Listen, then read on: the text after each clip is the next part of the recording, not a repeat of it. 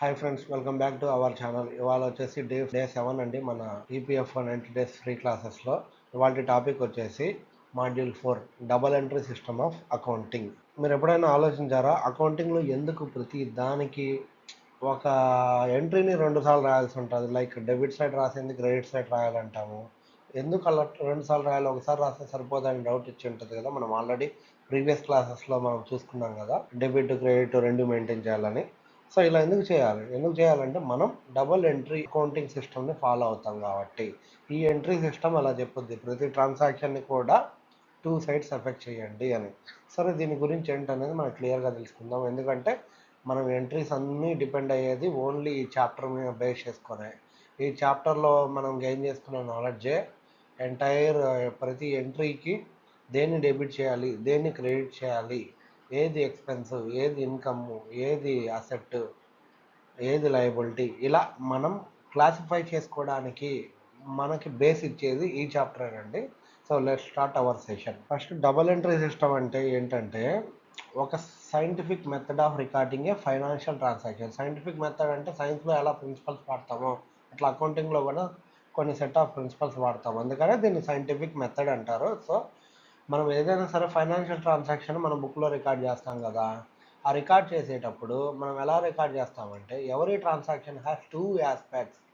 ప్రతి ట్రాన్సాక్షన్కి 2 ఆస్పెక్ట్స్ ఉంటాయి. ఒకటేమో గివింగ్ సైడ్ అంటాము, రెండోటేమో రిసీవింగ్ సైడ్ అంటాము. సో గివింగ్ సైడ్ అంటే ఇచ్చేది, రిసీవింగ్ సైడ్ అంటే తీసుకునేది. సో ఇలా ఒక అకౌంట్ ఏం చేస్తామంటే డెబిట్ చేస్తాం, ఇంకొక అకౌంట్ ఏం చేస్తామంటే క్రెడిట్ చేస్తాం. ఎలా క్రెడిట్ చేస్తాం? ఈక్వల్ అమౌంట్తో. అంటే డెబిట్ సైడ్ మనం 100 రూపాయలు ఇచ్చాము అంటే క్రెడిట్ సైడ్ కూడా మనం 100 రూపాయలు వేయాలి.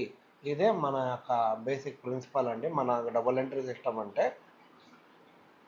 సో ఇప్పుడు దానికి సింపుల్గా ఏంటంటే మనం every debit has a corresponding credit and every credit has a corresponding debit అంటాం సింపుల్గా. ఎందుకంటే ప్రతి ట్రాన్సాక్షన్కి ఒక డెబిట్ ఉందంటే ఖచ్చితంగా క్రెడిట్ ఉంటుంది, లేదంటే ఒక క్రెడిట్ ఉందంటే ఖచ్చితంగా డెబిట్ ఉంటుంది. ఓకేనా.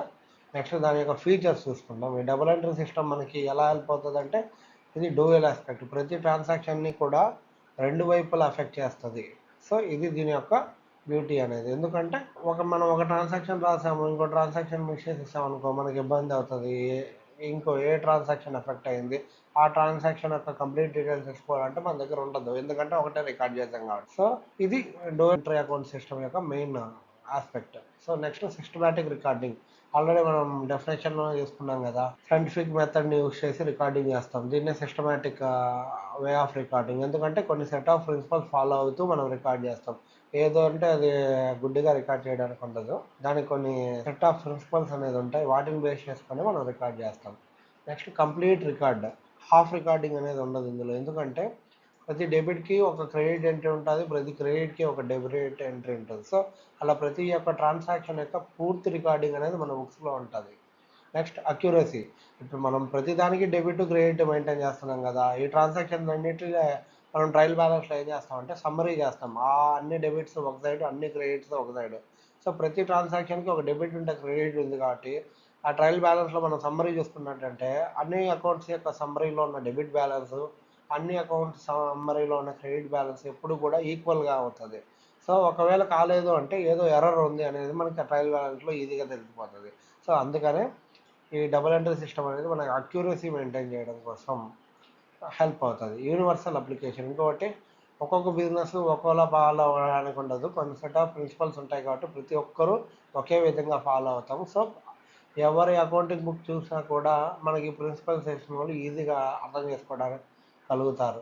సో ఎందుకు అంటే యూనివర్సల్ అప్లికేషన్. ఈ అకౌంటింగ్ ప్రిన్సిపల్ అనేది మన వీధిలోనో, మన ఊర్లోనో, మన రాష్ట్రంలోనే కాదు, ఆల్ ఓవర్ వరల్డ్లో ఎవరైతే బిజినెస్ చేస్తున్నారో ప్రతి ఒక్కరూ ఖచ్చితంగా దీన్ని ఫాలో అవుతారు. సో ఇది యూనివర్సలీ యాక్సెప్టెడ్ ప్రిన్సిపల్. దీని యొక్క ఇంపార్టెన్స్ ఏంటనేది తెలుసుకుందామండి. ఇప్పుడు ఇదేంటి మనకి రెండు వైపులా కనుక రికార్డ్ చేస్తాం కదా. సో అందుకనే ఇదేమంటే అక్యురసీ మెయింటైన్ చేస్తుంది. ఈ అక్యురసీ మెయింటైన్ చేయడం వల్ల మనకి ఏమవుతుందంటే మనకి బ్యాలెన్స్ షీట్లో ఎప్పుడు అసెట్స్ అండ్ లయబిలిటీస్ అని ఉంటాయి కదా. దీనికి ఒక ఈక్వేషన్ ఉందని మనం ప్రీవియస్ క్లాసెస్లో డిస్కస్ చేసుకున్నాం. Assets are always equal to liability. Liability అంటే ఏంటి? ఇక్కడ థర్డ్ పార్టీ యొక్క అప్పులు, ఓనర్ యొక్క అప్పులు 2 కలిపితే లయబిలిటీ. ఓనర్స్ యొక్క అప్పుల్ని ఏమంటాము అంటే ఈక్విటీ అంటాము, లేదా క్యాపిటల్ అంటాము. అదే థర్డ్ పార్టీస్‌ని వచ్చేసి లయబిలిటీస్ అంటాం. ఎప్పుడైనా సరే బ్యాలెన్స్ షీట్‌లో లెఫ్ట్ సైడ్ లయబిలిటీస్ ఏవైతే ఉన్నాయో, ఆ లయబిలిటీస్ ప్లస్ క్యాపిటల్ ఈ లెఫ్ట్ సైడ్ ఉంటాయి కదా! ఈ ఎంటైర్‌ని లయబిలిటీస్ అంటాము. ఓకేనా? ఈ లయబిలిటీస్ లెఫ్ట్ సైడ్ ఏమున్నాయో అవి ఎప్పుడు కూడా అసెట్స్‌లో ఉన్న రైట్ సైడ్ ఉన్న అసెట్స్‌కి టాలీ అవుతాయండి. దీనివల్ల ఏమవుతుందంటే మన అకౌంటింగ్ ఈక్వేషన్ ఏముంది? Assets are always equal to liabilities plus capital అనే అకౌంటింగ్ ఈక్వేషన్ అనేది ఎప్పుడు కూడా టాలీ అవుతుంది. Next transparency. ప్రతి ట్రాన్సాక్షన్ని మనం చూపిస్తాము, 2 వైపులా చూపిస్తాం కాబట్టి ట్రాన్స్పరెన్సీ అనేది ఉంటుంది. అంటే ఏ ట్రాన్సాక్షన్ మిస్ కాలేదు అని చెక్ చేసుకోవడానికి మనకి ఈజీగా ఉంటుంది. Next error detection.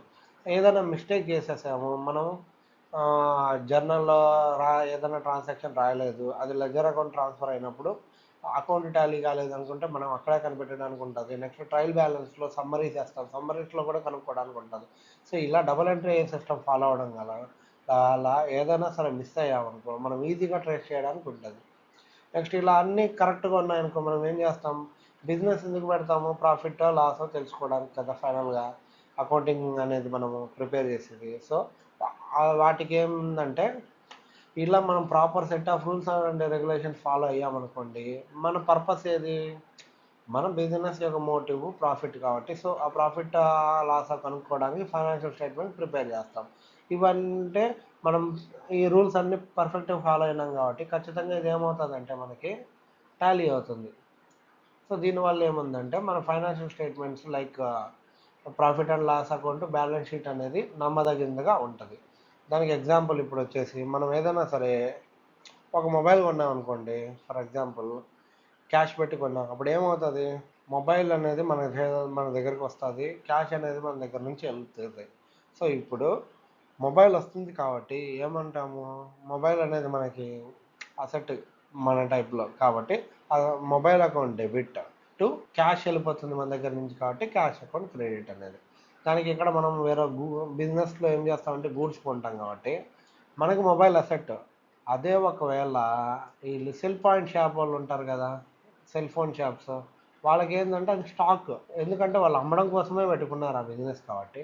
సపోజ్ వాళ్ళు ఏదన్నా కొనుక్కున్నారనుకోండి, వాళ్ళకి అది స్టాక్ కాబట్టి స్టాక్ వాళ్ళకి వస్తుంది కాబట్టి మామూలుగా వచ్చేసి స్టాక్ అకౌంట్ డెబిట్ అని రాస్తాం. కానీ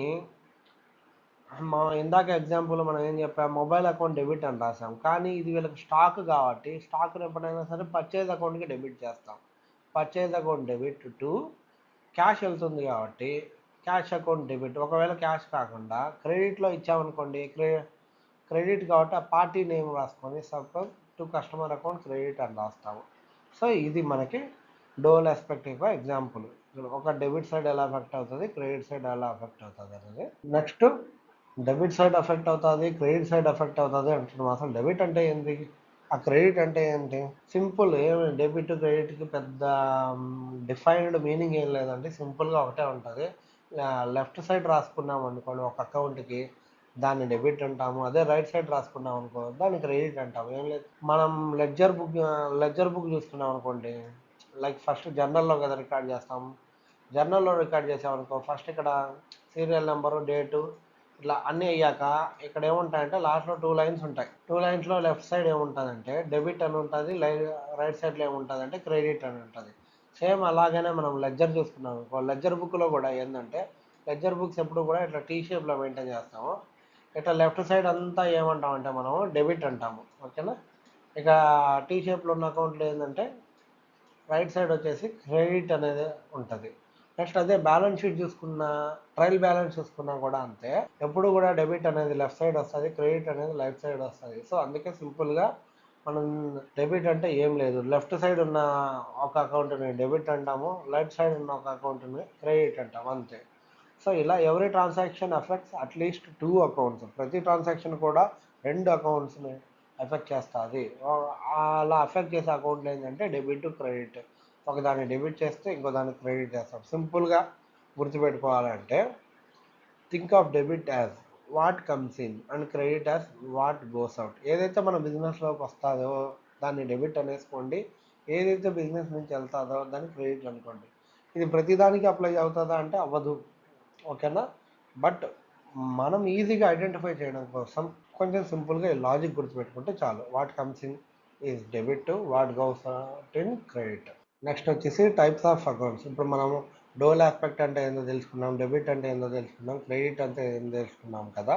ఇప్పుడు వాటి యొక్క అప్లికేషన్ అండి, మనం ఇవి దేనికి డెబిట్ వాడాలి, దేనికి క్రెడిట్ వాడాలి అనేది తెలియకపోతే అసలు అకౌంటింగ్లో మనకు జీరో ఇంకా నాలెడ్జ్ అనుకోవాల్సిందే. ఇప్పుడు దాకా నేర్చుకున్నదంతా వేస్టే అవుతుంది. ఎందుకు అంటే మనకి ఏ ట్రాన్సాక్షన్ డెబిట్, ఏ ట్రాన్సాక్షన్ క్రెడిట్ అనేది మనకి రాయడం తెలియనప్పుడు మనం ఫైనాన్షియల్ స్టేట్మెంట్ అనేది ఎక్కడ ప్రిపేర్ చేయగలుగుతాం? మనం తప్పు రాసేసాం అనుకోండి, ఇంక మనం ఫైనాన్షియల్ స్టేట్మెంట్ ప్రిపేర్ చేయడంలో అర్థమే ఉండదు. ఈ ఈ అకౌంట్స్, టైప్స్ ఆఫ్ అకౌంట్స్ అనేది మనకి heart of our syllabus. So ఇవి అనేది చాలా ఖచ్చితంగా, చాలా నీట్గా నేర్చుకొని చాలా బాగా ప్రాక్టీస్ చేస్తేనే మనం ఎంటైర్ బ్యాలెన్స్ షీట్ ప్రిపేర్ చేసే అంత వరకు కూడా ఇవి మనకు వస్తూనే ఉంటాయి. కాబట్టి ప్రతిదాన్ని చాలా నీట్గా నేర్చుకొని చాలా ప్రాక్టీస్ చేసుకుంటేనే మనకి ఇది చాలా యూజ్ అవుతుంది. ఓకేనా. ఇప్పుడు ఈ టైప్స్ ఆఫ్ అకౌంట్స్ అనేది మనం ఎందుకు తెలుసుకోవాలంటే ఏ ట్రాన్సాక్షన్ ఏంటి అనేది ఐడెంటిఫై చేసి దానికి డెబిట్ చేయాలా, క్రెడిట్ చేయాలా తెలుసుకోవాలి కాబట్టి. సో మొత్తం ఈ టైప్స్ ఆఫ్ అకౌంట్స్ ఎన్ని ఉన్నాయంటే మొత్తం 3 టైప్స్ ఉన్నాయండి. ఆ 3 టైప్స్ ఏంటంటే పర్సనల్ అకౌంట్ అంటారు, రియల్ అకౌంట్ అంటారు, నామినల్ అకౌంట్ అంటారు. సో పర్సనల్ అకౌంట్ అంటే పర్సన్స్ని రిప్రజెంట్ చేసేది. పర్సన్స్ అంటే ఓన్లీ న్యాచురల్ పర్సన్, న్యాచురల్ అంటే మనం హ్యూమన్ బీయింగ్స్ అని.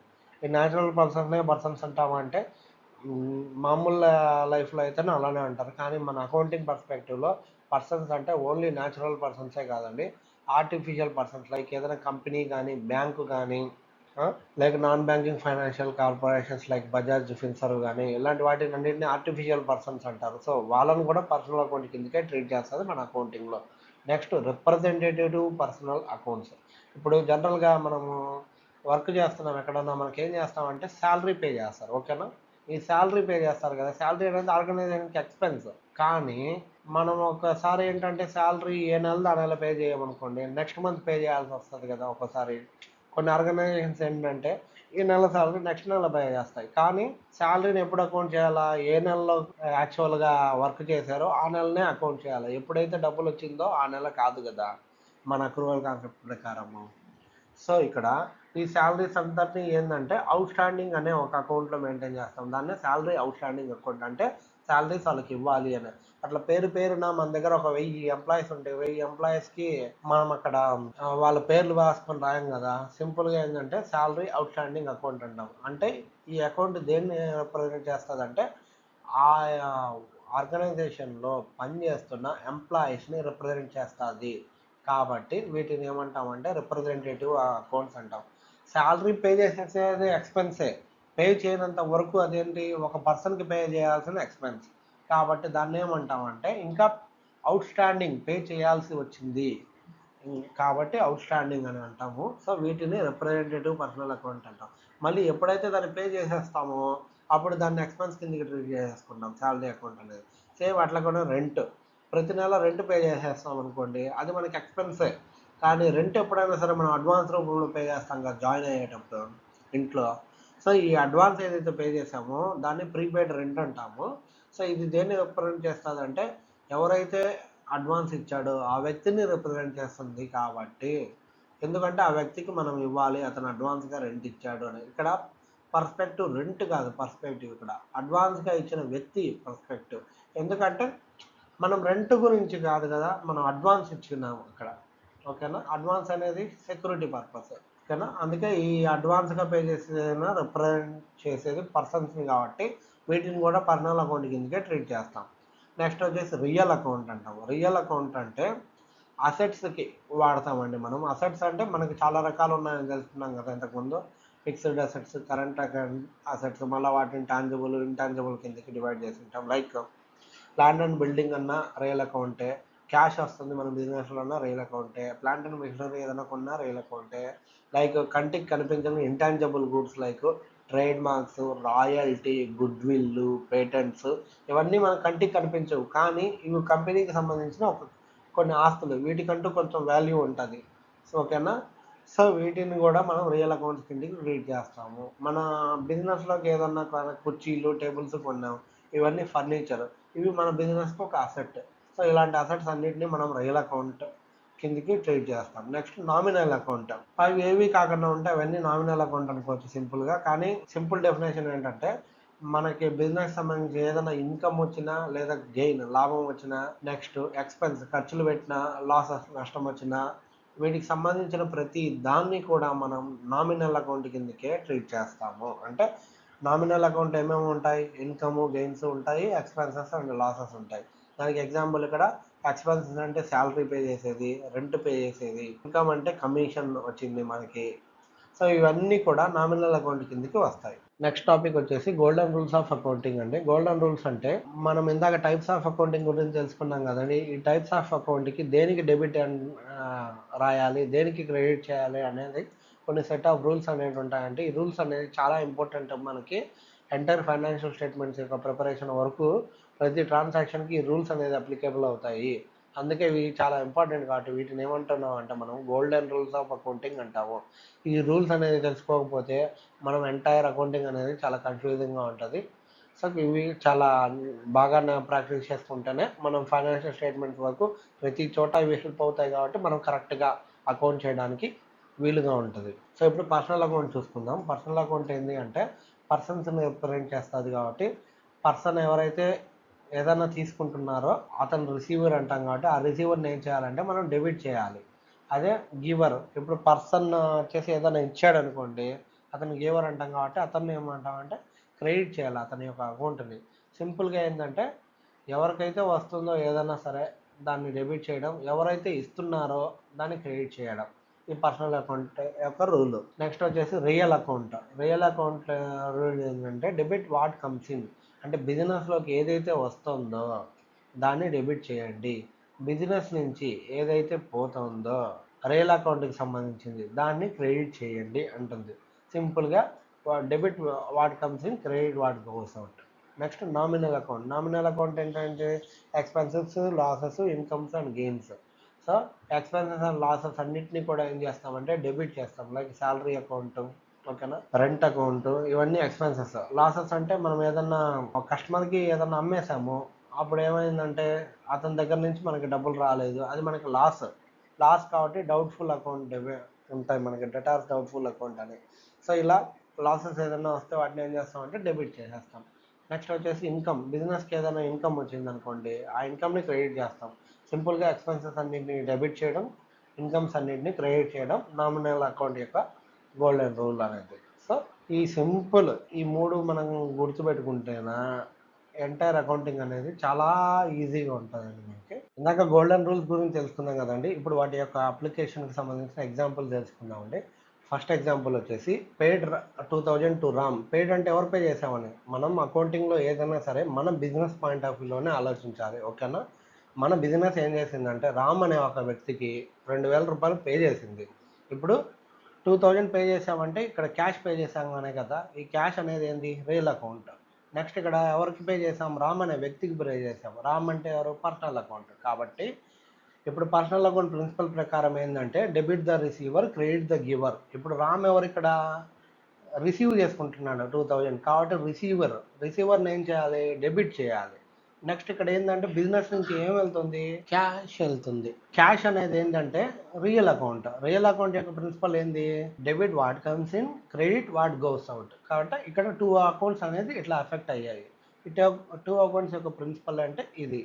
నెక్స్ట్ వచ్చేసి దానికి జర్నల్ ఎంట్రీ చూసుకుందాం. జర్నల్ ఎంట్రీ ఏంటి, పర్సనల్ అకౌంట్ ప్రకారం డెబిట్ ద రిసీవర్ కాబట్టి రామ్ ఏం చేసామంటే డెబిట్ చేసాం. Ram account debit 2000 to next cash అనేది రియల్ అకౌంట్ కాబట్టి టు క్యాష్ అకౌంట్ క్రెడిట్ వచ్చేసి 2000, ఓకేనా. ఇక్కడ డోల్ ఆస్పెక్ట్ ఫాలో అయ్యాము ఎందుకు అంటే రెండు అకౌంట్స్ని మనం ఎంటర్ చేసాము. ఎంతగా ఎంటర్ చేసామంటే సేమ్ అకౌంట్ అనేది ఇక్కడ ఎఫెక్ట్ చేసేసాం కాబట్టి ఇది డబుల్ ఎంట్రీ అకౌంటింగ్ సిస్టమ్ అంటాం. ఎలా ఎంటర్ చేసామంటే మనకు నచ్చినట్టు మనం రాసుకోలేదు, కొన్ని ప్రిన్సిపల్ ఫాలో అయ్యాము. ఆ ప్రిన్సిపల్స్ ఏంటంటే golden rules of accounting. Personal అకౌంట్కి ఏ ప్రిన్సిపల్ ఫాలో అవ్వాలి, రియల్ అకౌంట్కి ఏ ప్రిన్సిపల్ ఫాలో అవ్వాలి అనేది ఇట్లా కొన్ని సెట్ ఆఫ్ ప్రిన్సిపల్స్ ఫాలో చేసి మనము ఒక ట్రాన్సాక్షన్కి సంబంధించి రెండు అకౌంట్లు ఎఫెక్ట్ అయ్యేలా ఒక జర్నల్ ఎంట్రీ క్రియేట్ చేస్తాము. సో దీన్నే మనం డబుల్ ఎంట్రీ అకౌంటింగ్ సిస్టమ్ అంటాం, ఓకేనా. ఇప్పుడు ఎగ్జాంపుల్ 2 తీసుకుందాము. ఎగ్జాంపుల్ 2 వచ్చేసి రిసీవ్డ్ 5000 ఫ్రమ్ సీత. సీత దగ్గర నుంచి 5000 బిజినెస్ తీసుకుందండి. బిజినెస్లోకి 5000 రూపీస్ వచ్చింది. మనకి బిజినెస్కి వచ్చింది కాబట్టి పర్సనల్ అకౌంట్ ప్రిన్సిపల్ ప్రకారం ఏంది, క్రెడిట్ ద గివర్. సో ఇది రాంగ్, ఇక్కడ క్రెడిట్ ద గివర్ రాసుకోండి ఇక్కడ. So credit the giver. Next వచ్చేసి బిజినెస్లోకి ఏమొచ్చింది, క్యాష్ వచ్చింది. క్యాష్ అంటే ఏంది, real account. Real account principle ఏంది, బిజినెస్లోకి ఏది వస్తే దాన్ని డెబిట్ చేయడం కాబట్టి డెబిట్ వాట్ కమ్స్ ఇన్. ఓకేనా. సో ఇప్పుడు దీనికి జనరల్ ఎంట్రీ చూసుకుందాం. జనరల్ ఎంట్రీ ఏంటి, బిజినెస్లోకి ఏది వస్తే దాన్ని డెబిట్ చేయాలి కాబట్టి క్యాష్ వచ్చింది కాబట్టి క్యాష్ అకౌంట్ డెబిట్. ఎంతకి డెబిట్ చేయాలి, ఎంతైతే వచ్చింది అంతకు కాబట్టి 5000 వచ్చింది కాబట్టి 5000 డెబిట్ చేయండి. నెక్స్ట్ ఎవరి దగ్గర నుంచి మనకి క్యాష్ అనేది వచ్చింది, సీత అనే ఒక పర్సనల్ అకౌంట్ దగ్గర నుంచి. సీత ఇచ్చింది కాబట్టి గివర్. గివర్ని ఎప్పుడు కూడా ప్రిన్సిపల్ అకౌంట్ ప్రకారం ఏం చేయాలి, క్రెడిట్ చేయాలి కాబట్టి టు సీత అకౌంట్ అనేది క్రెడిట్. సో నెక్స్ట్ వచ్చేసి ఫర్నిచర్, బాట్ ఫర్నిచర్. ఓకేనా. బిజినెస్ ఏం చేసిందంటే 10,000 డబ్బులు ఇచ్చి ఫర్నిచర్ కొనింది. ఫర్నిచర్ అనేది ఏంది, రియల్ అకౌంట్. క్యాష్ కూడా రియల్ అకౌంటే. రియల్ అకౌంట్ యొక్క ప్రిన్సిపల్ ఏంటి, debit what comes in, credit what goes out. ఇప్పుడు ఫర్నిచర్ బిజినెస్లోకి వచ్చింది కాబట్టి furniture account debit 10,000 to cash account credit 10,000. Next paid salary. Business ఏం చేసిందంటే శాలరీ పే చేసింది వాళ్ళ ఎంప్లాయీస్కి. శాలరీ అనేది నామినల్ అకౌంట్ కాబట్టి నామినల్ అకౌంట్లో రూల్ ఏంది, ఎక్స్పెన్సెస్ని లాసెస్ని డెబిట్ చేయాలి, ఇన్కమ్ని గెయిన్ని క్రెడిట్ చేయాలి. ఇప్పుడు శాలరీ అనేది ఎక్స్పెన్స్ కాబట్టి ఎక్స్పెన్స్ నామినల్ అకౌంట్ కాబట్టి డెబిట్ చేయాలి అటువంటి ఎక్స్పెన్స్ని. నెక్స్ట్ శాలరీ పే చేసామంటే ఏంటి, బిజినెస్ దగ్గర నుంచి క్యాష్ వెళ్ళింది. క్యాష్ అనేది రియల్ అకౌంట్ కాబట్టి రియల్ అకౌంట్ యొక్క ప్రిన్సిపల్ ఏంది, credit what goes out. Cash వెళ్తుంది కాబట్టి క్యాష్ని క్రెడిట్ చేయాలి. సో ఇప్పుడు దీనికి జనరల్ ఎంట్రీ చూసుకున్నట్టయితే salary account debit 8,000 to cash account credit 8,000. ఇది జనరల్ ఎంట్రీ. నెక్స్ట్ వచ్చేసి ఇక్కడ రిసీవ్డ్ కమిషన్ 2,000. బిజినెస్ ఏం చేసిందంటే 2,000 కమిషన్ తీసుకుంది. ఓకేనా. ఇప్పుడు కమిషన్ అనేది ఏంది, ఇన్కమ్. ఇన్కమ్ అంటే ఏంది, నామినల్ అకౌంట్. నామినల్ అకౌంట్ ప్రకారం ఏం చేయాలి, ఇన్కమ్స్ అండ్ గెయిన్స్ని క్రెడిట్ చేయాలి. ఓకేనా. నెక్స్ట్ వచ్చేసి బిజినెస్కి ఏమొచ్చింది, కమిషన్ రూపంలో క్యాష్ వచ్చింది. క్యాష్ అంటే ఏంది, రియల్ అకౌంట్. రియల్ అకౌంట్ ప్రకారం ఏంటి, debit what comes in, credit what goes out. ఇప్పుడు క్యాష్ వచ్చింది కాబట్టి డెబిట్ చేయాలి. So cash account debit 2,000 to commission అనేది మనకి ఇన్కమ్ కాబట్టి టు కమిషన్ అకౌంట్ క్రెడిట్ చేయాలి 2,000. సో ఇది మనకి జనరల్ ఎంట్రీస్. ఇక్కడ మాత్రం ఒక చిన్న కరెక్షన్, ఇది చూసుకోండి. ఓకేనా. ఇది మనకి గోల్డెన్ రూల్స్ యొక్క అప్లికేషన్ అండి, ఎగ్జాంపుల్స్. ఓకేనా. నెక్స్ట్ వచ్చేసి సేమ్ అదే ఎగ్జాంపుల్సే ఇక్కడ మీకు క్లారిటీగా ఇవ్వడం కోసం ఇది ఇచ్చాను అంతేనండి.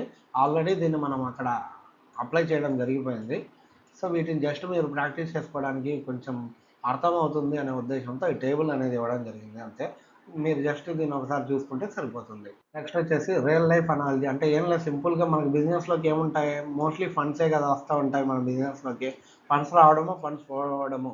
ఫండ్స్ అంటే nothing but real account. Real account యొక్క ప్రిన్సిపల్ ఏంది, think of debit what comes in, credit what goes out. అంటే ఏదైతే మనకి వస్తుందో దాన్ని డెబిట్ అనేస్తాము, ఏదైతే పోతుందో దాన్ని క్రెడిట్ అనేస్తాము. ఓకేనా. ఇప్పుడు మనం గోల్డెన్ రూల్స్ వాటి ఎగ్జాంపుల్ తెలుసుకుందాం కదండి. ఇప్పుడు ఎగ్జామ్ పాయింట్ ఆఫ్ వ్యూలో చిన్న ప్రాక్టీస్ టిప్ ఒకటి తెలుసుకుందామండి. మనం ఏదైనా సరే ఒక ట్రాన్సాక్షన్ కనుక స్టడీ చేస్తున్నాం అనుకో, మనం మొదటిగా 3 క్వశ్చన్స్ అడగాలి. ఫస్ట్ క్వశ్చన్ ఏంటంటే what are the 2 accounts involved. ఏ ట్రాన్సాక్షన్కైనా ఒక డెబిట్ ఉంటుంది, ఒక క్రెడిట్ ఉంటుంది అంటాం కదండి. ఈ డెబిట్ క్రెడిట్ రాయాలంటే అక్కడ ఏం ఇన్వాల్వ్ అయినాయో తెలుసుకోవాలి. లైక్ శాలరీ అకౌంటా, రెంట్ అకౌంటా, ఇన్కమ్ అకౌంటా, ఏ అకౌంట్ ఎఫెక్ట్ అయిందని తెలుసుకోవాలి. నెక్స్ట్ టైప్స్ ఆఫ్ అకౌంట్, అంటే అకౌంట్ యొక్క నేచర్. ఇప్పుడు రెంట్ అంటే ఏంది, ఎక్స్పెన్స్. ఎక్స్పెన్సెస్ అంటే nominal account. Next cash. Cash అంటే ఏంది, అసెట్. అసెట్ అంటే ఏంటి, real account. Next bank. Bank అంటే ఏంది, ఆర్టిఫిషియల్ పర్సనల్ అకౌంట్ కదా. ఇట్లా టైప్ ఆఫ్ అకౌంట్ని ఐడెంటిఫై చేయాలి. ఇప్పుడు టైప్ ఆఫ్ అకౌంట్ ఐడెంటిఫై చేసామంటే ఏంటి, ప్రతి అకౌంట్కి కొన్ని golden rules of accounting principles ఉన్నాయి కదా, ఆ కరెక్ట్ ప్రిన్సిపల్ని అప్లై చేయాలి. సో ఇలా ఈ 3 క్వశ్చన్లు కనుక ఫాలో అయితే మనము ఏ ఎంట్రీనైనా ఈజీగా చేయగలుగుతాము. ఈ 3 అకౌంట్స్ ఫాలో అయినప్పుడు ఎప్పుడు ఫాలో అవ్వగలుగుతాం, ఈ గోల్డెన్ రూల్స్ అనేది చాలా బాగా గ్రిప్లో తెచ్చుకున్నప్పుడు మాత్రమే కుదురుతుంది. సో మనం గోల్డెన్ రూల్స్ అంత బాగా ప్రాక్టీస్ చేస్తే మనం ట్రాన్సాక్షన్స్ అనేది అంత ఈజీగా చేయడానికి కుదురుతుంది. ఇప్పుడు ప్రాక్టీస్ టిప్ చెప్పాం కదా ఇందాక, దాని ఎగ్జాంపుల్ ఇప్పుడు చూసుకుందాం. ఎగ్జాంపుల్ వచ్చేసి సపోజ్ 5,000 మనము రెంట్కి పే చేసామండి. ఓకేనా. ఇప్పుడు ఏమేమి అకౌంట్ ఇక్కడ ఎఫెక్ట్ అయినాయని ఫస్ట్ ప్రిన్సిపల్ 3 క్వశ్చన్లు అడగాలన్నాం కదా. ఫస్ట్ క్వశ్చన్ టూ అకౌంట్స్ ఏం ఎఫెక్ట్ అయినాయి అనేది. 2 అకౌంట్స్ ఎందుకు చూడాలి అంటే మనం డోల్ ఆస్పెక్ట్ అకౌంటింగ్ ఫాలో అవుతున్నాం కాబట్టి 2 అకౌంట్స్ ఏంటి, ఒకటి క్యాష్ అకౌంట్, ఒకటి రెంట్ అకౌంట్. ఓకేనా? మనం 2 అకౌంట్‌ని ఐడెంటిఫై చేసేసాము. నెక్స్ట్ ఏం చేయాలి? అవి ఎలాంటి అకౌంట్స్? ఆ రెంట్ అకౌంట్ అనేది ఏంది? నామినల్ అకౌంటా? రియల్ అకౌంటా? పర్సనల్ అకౌంటా? రెంట్ అనేది ఏంది? మనకి ఎక్స్‌పెన్సెస్ అన్నీ ఏంటి? Nominal account. ఓకేనా? నెక్స్ట్ వచ్చేసి క్యాష్ అకౌంట్. క్యాష్ అంటే ఏంటి? Real account. రియల్ అంటే అసెట్ అకౌంట్. కాబట్టి అసెట్స్ అన్నిటిని రియల్ అకౌంట్ కిందకి చేసుకుంటాం. So real account. ఎలాంటి అకౌంట్స్ కూడా మనం ఐడెంటిఫై చేసేసాం. ఇప్పుడు ఏం చేయాలి? గోల్డెన్ రూల్స్ అప్లై చేయాలి. గోల్డెన్ రూల్ ఏంది? ఇది రెంట్ అనేది నామినల్ అకౌంట్ కాబట్టి నామినల్ అకౌంట్ ప్రకారం ఏంది? రెంట్ అనేది నామినల్ అకౌంట్, రెంట్ ఎక్స్పెన్స్ ప్రకారం ఏంది? నామినల్ అకౌంట్ ప్రకారం debit all expenses and losses. So ఇక్కడ రెంట్ అనేది ఎక్స్పెన్స్ కాబట్టి రెంట్ అకౌంట్ ఏం చేయాలంటే డెబిట్ చేయాలి. నెక్స్ట్ రియల్ అకౌంట్ ప్రిన్సిపల్ ఏంది? Debit what comes in, credit what goes out. మన బిజినెస్లోకి ఏం వస్తుందో దాన్ని డెబిట్ చేయాలి, ఏం పోతుందో దాన్ని క్రెడిట్ చేయాలి. ఇక్కడ క్యాష్ వెళ్తుంది కదా బిజినెస్ నుంచి, క్యాష్ అకౌంట్ క్రెడిట్ చేసేసాం. సో ఈ విధంగా అనేది మనం మన ప్రిన్సిపల్స్ అనేది అప్లై చేయడానికి గోల్డెన్ రూల్స్ అనేది చాలా బాగా హెల్ప్ అవుతాయండి.